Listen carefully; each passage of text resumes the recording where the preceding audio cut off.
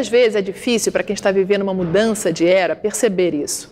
Mas os especialistas dizem que é exatamente o que está acontecendo. Estamos passando por um momento de transformação tão grande que no futuro vai ser comparado ao Renascimento, por exemplo. E um dos aspectos mais profundos dessa mudança é a economia.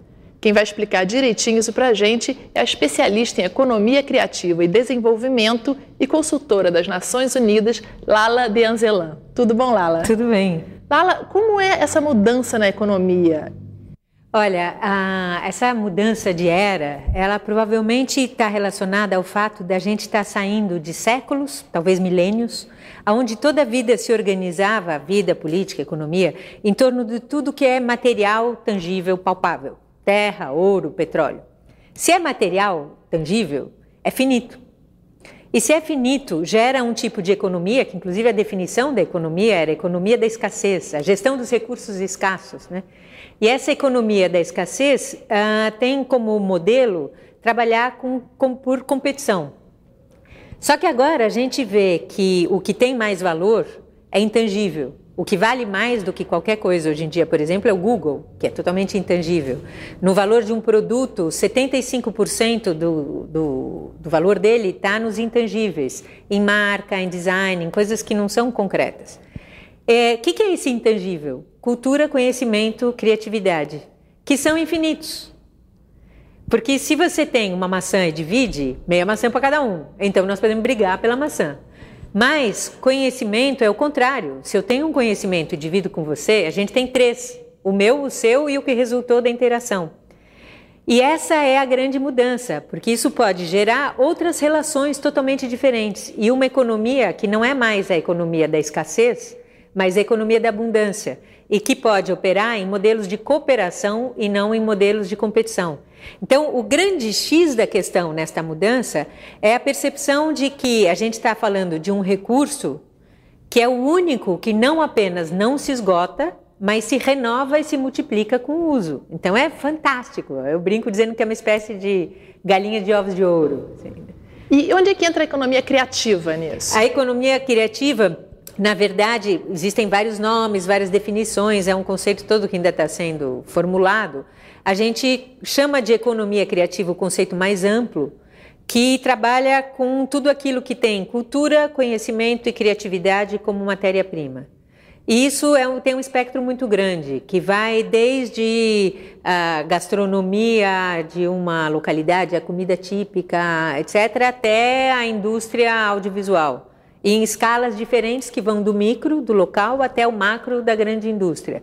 Mas o X da questão é que é aquilo que trabalha com criatividade e cultura como elemento principal. E você, Lala, você trabalha com um conceito de economia criativa com viés de desenvolvimento sustentável. Como é que é isso?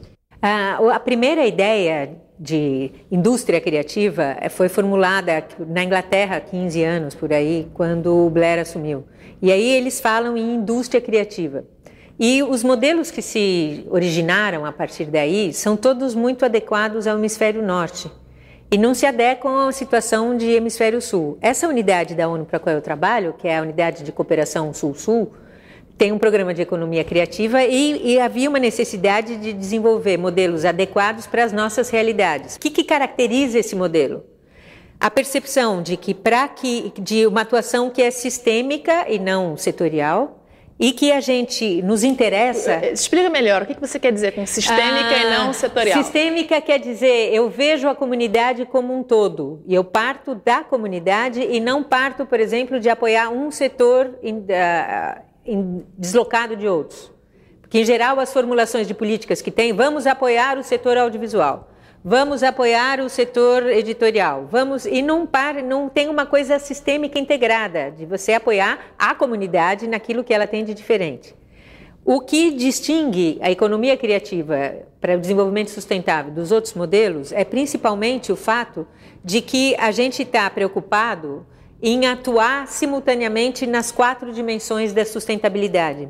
Porque já não se fala mais muito em tripé, continua ainda, mas já tem um quadripé da sustentabilidade, que é o social, o econômico e o ambiental, aqueles que já estavam, mas que desde o Rio, da Agenda 21, da ECO 92, se inclui aí o cultural e o simbólico.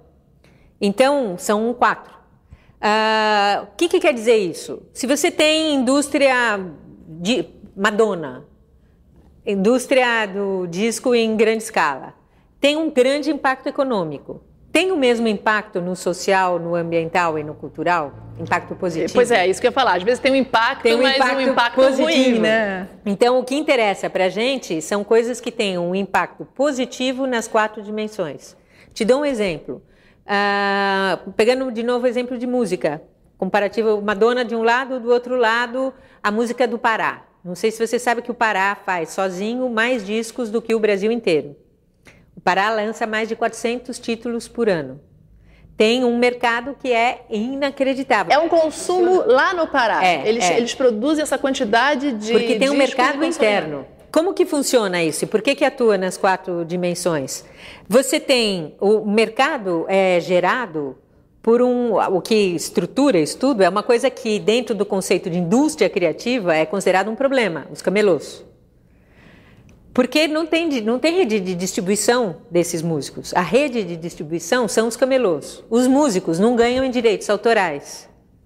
Porém, eles ganham numa outra moeda, que é a moeda visibilidade e sucesso. Eles passam a ser conhecidos e desejados. Então, eles ganham dinheiro nos seus shows. A Nigéria é o máximo. A Nigéria é o maior produtor audiovisual do mundo. Nollywood está sendo falado. Depois de Bollywood, que é na Índia, Nollywood. E também é do mesmo jeito. Não existiam salas de cinema na Nigéria. Mas a Nigéria é louca por eletrodomésticos. Então sempre todo mundo tinha VHS, tinha DVD e tal. Quando chegou o DVD, ficou um monte de VHS empacado. Então eles começaram a fazer produções semi-profissionais nas fitas e criaram um mercado impressionante. Eles lançam dava entre 1.000 e 1.200 títulos por ano. Hoje em dia, a terceira economia da Nigéria é audiovisual. É petróleo, agricultura e audiovisual. E tudo em esquema independente de distribuição, distribuído assim. Então, o interessante dessas experiências, como a da Nigéria, como a da música do Pará, como da cúmbia da Colômbia, é que você tem modelos de produção e de distribuição alternativos que são mais sustentáveis, que têm um impacto social positivo e que permitem que o valor simbólico, a coisa única e diversa, se mantenha. E essa coisa única, essa diversidade, isso é o que gera renda? Exatamente. Isto é a galinha de ovos de ouro, a diversidade cultural. Então, a gente tem um pouco a falta de políticas de apoio a isso, tem feito com que a canja de galinha de ovos de ouro seja um pouco um prato da nossa gastronomia. Quer dizer, o Brasil está matando a galinha de ovos de ouro. Ainda estamos. Então é muito curioso, porque tanta teoria, e no fim a gente vê que para resolver as coisas, você precisa começar trabalhando com autoestima.